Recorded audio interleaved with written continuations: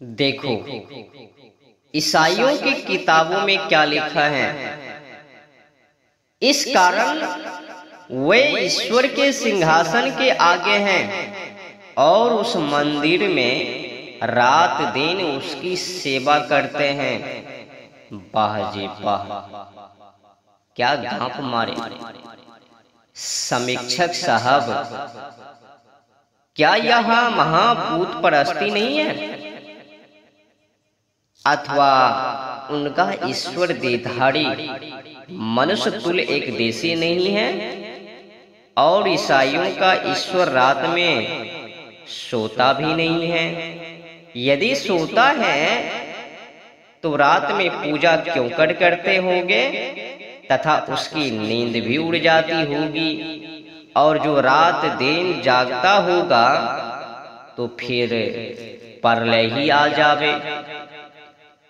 देखो भाई, आगे की लाइन मैं फिर से सुनाता हूं।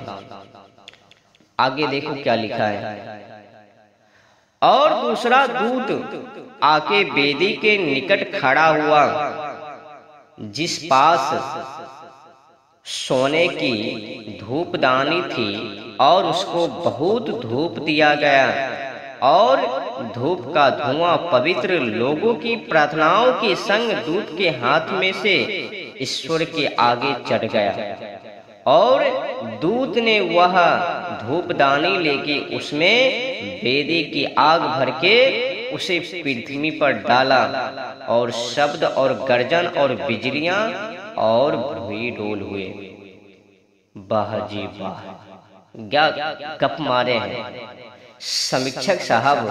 अब देखिए, स्वर्ग तक वेदी धूप दीप नैवेद्य तुरही के शब्द होते हैं। क्या वैराग्यों के मंदिर से ईसाइयों का स्वर्ग कम है, कमती है? कुछ धूमधाम अधिक ही है। देखो आगे फिर और क्या लिखा है। पहले दूत ने तुरही फूकी और लहू से मिले हुए ओले और आग हुए। वे पृथ्वी पर डाले और पृथ्वी की 1/3 जल गई। वाह जी वाह। समीक्षक साहब, अब देख लीजिए, ईसाइयों का ईश्वर और स्वर्ग से परकोप। बाहरे ईसाइयों के भविष्यवक्ता ईश्वर के दूत तुरही का शब्द और प्रलय की लीला केवल लड़कों ही वालों का खेल दिखता है। आगे देखो क्या लिखा है। और 5वें दूत ने तुरही फूकी और मैंने एक तारे को देखा जो स्वर्ग में से पृथ्वी पर गिरा हुआ था। और अथाह कुंड के कूप की कुंजी उसको दी गई। और उसने अथाह कुंड का कूप खोला और कूप में से भट्टी के धुएं की नाई धुआं उठा। और उस कुएं में से टिड्डियां पृथ्वी पर निकल गई। और जैसा पृथ्वी के वृक्षों को अधिकार होता है तैसा उन्हें दिया गया। और उनसे कहा गया कि उन मनुष्यों की जिनके माथे पर ईश्वर की छाप नहीं है 5 मास उन्हें पीड़ा की जाए। समीक्षक साहब, क्या तुरही का शब्द सुनकर तारे उन्हीं दूतों और उसी स्वर्ग में गिरे होंगे? यहाँ तो नहीं गिरे। भला वह कूप और टिड्डियां भी प्रलय के लिए ईश्वर ने पाली होगी। और छाप को देख 5 बिलेती होगी कि छाप बालों को मत काटो। यह केवल भोले मनुष्य को डरा के ईसाई कर लेने का धोखा देना है, धर्म परिवर्तन करवाने का धोखा देना है कि जो तुम ईसाई ना होगे तो तुमको टिड्डियां काटेगी। परंतु ऐसी बातें विद्याहीन जंगली मानव जंगली देश में चल सकती हैं, आर्यावर्त में नहीं। क्या वह प्रलय की बात हो सकती है? देखो आगे फिर क्या लिखा है। और घुड़चढ़ों की सेनाओं की संख्या 20 करोड़ थी।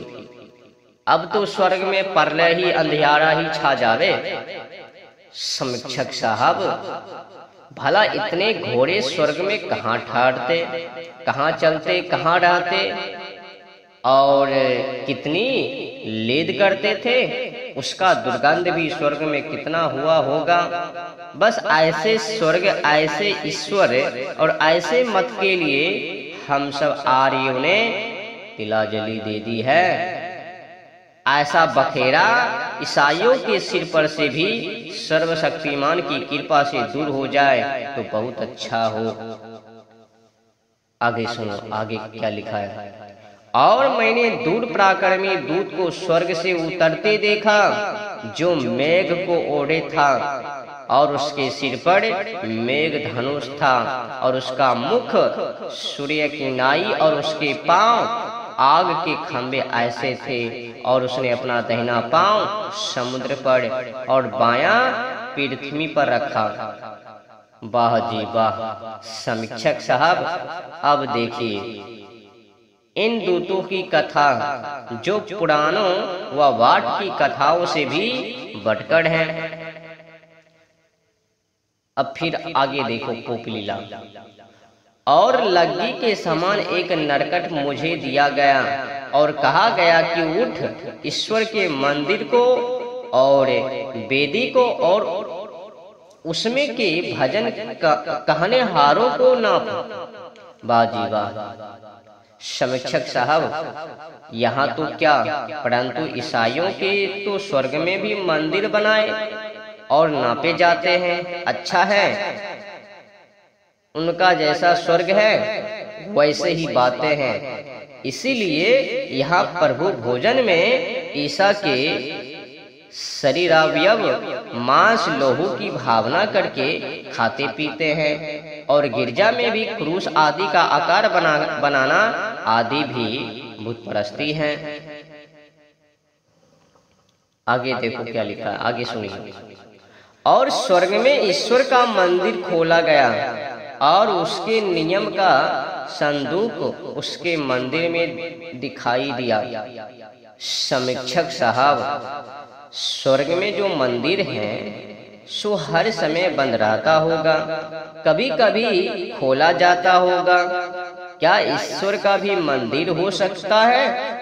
जो विदुक्त परमात्मा सर्वव्यापक है उसका कोई भी मंदिर नहीं हो सकता। हाँ, ईसाइयों का जो परमेश्वर आकार वाला है उसका चाहे स्वर्ग में हो चाहे भूमि में। और जैसी लीला टन टन टू टू पोपों की यहाँ होती है ना, वैसे ही ईसाइयों के स्वर्ग में भी। और नियम का संदूक भी कभी कभी ईसाई लोग देखते होंगे। उसने ना जाने क्या प्रयोजन सिद्ध करते हैं। सच तो यह है कि ये सब बातें मनुष्य को भुलाने की है, आडंबर में डालने की है, अंधविश्वास भ्रमित करने की है।